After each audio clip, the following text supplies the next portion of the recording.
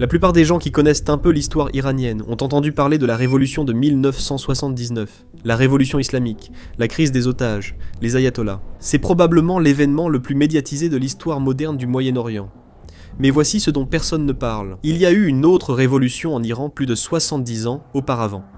Et selon la façon dont on la considère, elle pourrait en fait être plus importante que la révolution de 1979. Vous voyez, en 1905, les Iraniens ordinaires en avaient finalement assez. Ils avaient vu leurs dirigeants vendre le pays morceau par morceau aux Britanniques ou aux Russes pendant des décennies. Ils avaient vu des entreprises étrangères extraire les ressources iraniennes pendant que les Iraniens restaient pauvres. Ils avaient vu la classe dirigeante se soucier davantage de sa propre survie que du peuple qu'elle était censée gouverner. Et donc, ils ont fait quelque chose que presque personne n'attendait. Ils ont organisé une révolution massive.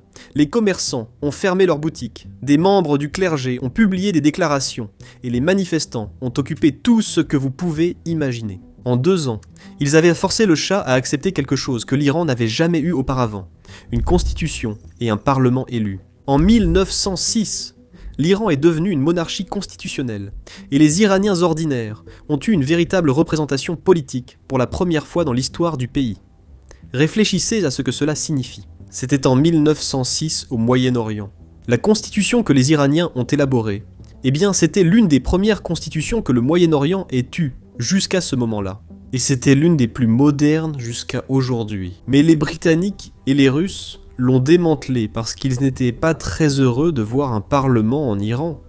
En 1907, ils se sont réunis sans un seul Iranien dans la salle et ont signé la convention anglo-russe. Cette convention a divisé l'Iran en 2 sphères d'influence.